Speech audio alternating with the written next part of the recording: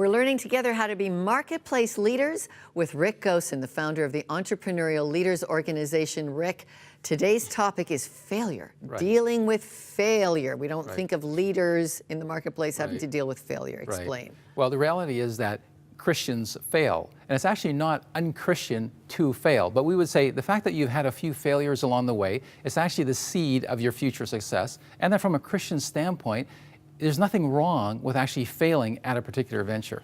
Okay, so failure's looking you straight in the face. How do you know when it's a fail? Because people persist a lot, right? They keep working and working at things, but maybe it's actually a fail. Right. So how do you know? Well, that's actually a bit of a challenge because when you talk about entrepreneurial people, one of their great characteristics is persistence. So even though it may seem like they should stop and actually, recognize the failure, they continue. But I would say, I think the important thing is that with failure, you just keep persisting to a certain point.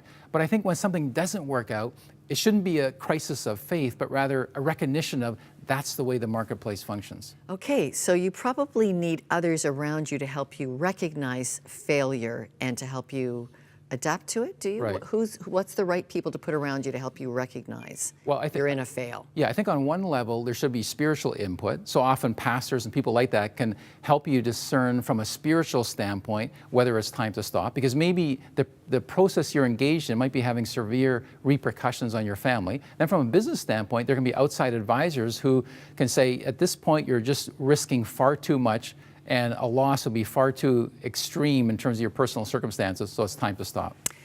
Have great success stories come out of failure? They have, haven't they? Yeah, I think that's one thing that a lot of people don't understand is that when they look at someone who's successful, virtually all those people have failed, and maybe failed multiple times. Yeah. So when I talk to entrepreneurs, they'll say, if I succeed 51% of the time, that's an overall success. Yeah, I've been watching how many rockets have been blown up at SpaceX as they try to learn to be as smart as NASA.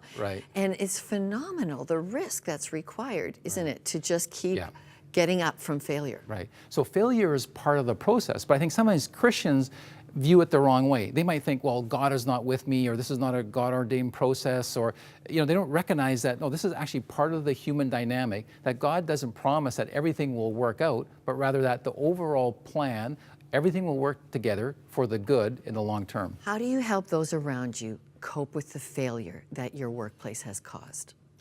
Well, I think that's a really big challenge. I think they have to have it in the right context. I think one of the challenges is that when people have a failure, it reflects so much on their personal identity and their self-esteem. So I think they have to realize that that's actually just a temporary event or occasion that they can work their way through. Okay, helping you be a great leader in the marketplace. Rick Goossen, thank you very much. Thanks.